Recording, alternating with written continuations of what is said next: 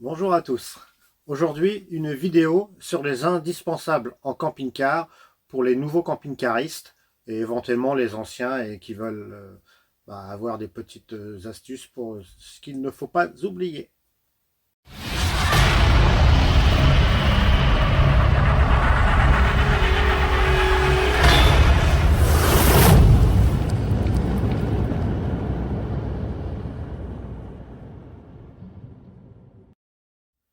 Eh bien, pour commencer, n'hésite pas à faire un petit pouce bleu.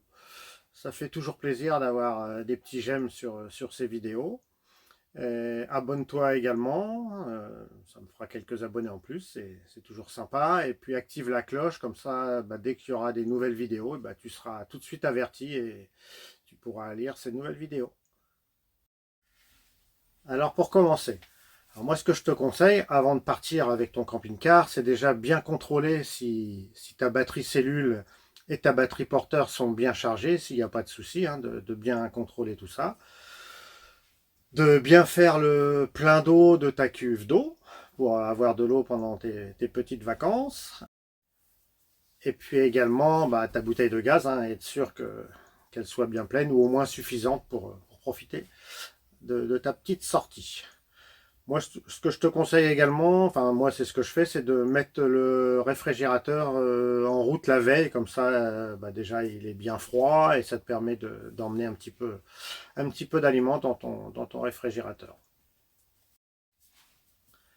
Pense également à prendre ta rallonge, une rallonge électrique pour aller te connecter électriquement à l'endroit où tu vas te poser s'il y a de l'électricité. Donc pense à prendre une rallonge assez longue pour pouvoir te connecter. Et éventuellement, moi je mets un enrouleur également, comme ça il y a la rallonge plus l'enrouleur. Donc généralement, ça te suffit pour te connecter assez loin. Après, pense à des cales pour te mettre de niveau. Donc avec ça, tu peux mettre ton camping-car de niveau et ça te permet déjà que ta flamme sur ton réfrigérateur, si tu as un réfrigérateur à gaz, que ta flamme soit bien centrée et que ça produise le maximum de froid. Ça permet également, quand tu prends ta douche, que tes évacuations d'eau aillent bien vers le trou de ta douche. Et puis ça permet également de dormir bien à plat. Il te faut aussi un tuyau pour remplir l'eau avec tous les nez de robinet qui vont bien avec pour raccorder sur n'importe quel robinet en fonction de ce que tu vas trouver. Et puis un tuyau d'eau assez long pour pouvoir faire ton remplissage. Si tu veux, j'ai fait une petite vidéo là-dessus sur le remplissage du camping-car. Va voir sur mon compte et tu vas trouver cette vidéo. Tu vas voir, elle est très utile et il y a deux, trois petites astuces qui sont vraiment pas mal. Pense également à prendre le produit pour mettre dans ta cassette des WC. Moi personnellement je prends Aquachem, les petits sachets d'Aquachem de chez Tedford qui sont, moi je trouve super efficaces. C'est pas gros, c'est pas encombrant et ça marche très très bien. Et puis pense également avant de partir, enfin moi je le fais toujours, moi je fais le plein du camping-car, je fais le plein du carburant avant de partir, comme ça je suis tranquille pour le départ, au moins le premier jour où je pars, je ne suis pas embêté. Voilà en tout ce qui est pour je dirais, les petits indispensables de produits à prendre. Après, au niveau des applications, alors pour trouver le spot où tu veux aller, moi j'utilise Park Fortnite ou Park at Night comme tu veux. C'est une application. Je vais te faire voir après, je vais te mettre une petite démo sur l'application. C'est très très pratique. Tu choisis le lieu où tu veux aller en fonction de ce que tu cherches. Si tu cherches un endroit pour vidanger, pour faire le plein, pour dormir, et bien avec cette application-là, tu as tout ce qu'il te faut.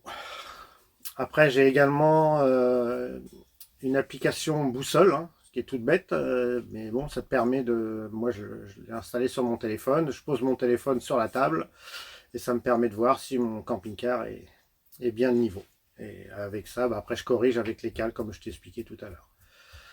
Après, il te faut un GPS aussi, c'est bien pratique, notamment pour rentrer les dimensions de ton camping-car dessus, ce qui te permet d'éviter les mésaventures, d'arriver dans des endroits où ça passe pas. Donc moi, personnellement, j'utilise un Garmin, mais après, il y a Look Camper, je crois aussi, qui paraît pas mal. Donc, mais moi, je suis content du Garmin, c'est pas mal. Et c'est bien quoi. Après, j'ai aussi moi une application boussole qui est pas mal, je trouve, parce que ça te permet quand tu arrives sur le spot, bah, de pouvoir t'orienter en fin de compte, pour pouvoir savoir où le soleil se lève, où il se couche, et du coup, comme ça, tu peux jouer pour voir à quel moment tu as besoin de l'ombre, et ça te permet de positionner ton camping-car bah, en fonction du soleil. Eh bien, écoute, voilà, la vidéo se termine.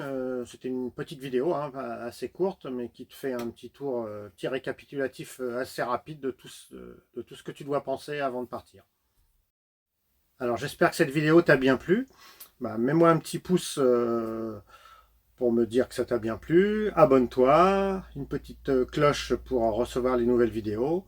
Et puis, eh ben, écoute, je te souhaite de bonnes balades avec ton camping-car. Et puis, je te dis à bientôt sur les prochaines vidéos. Allez, bonne fin de journée. Au revoir.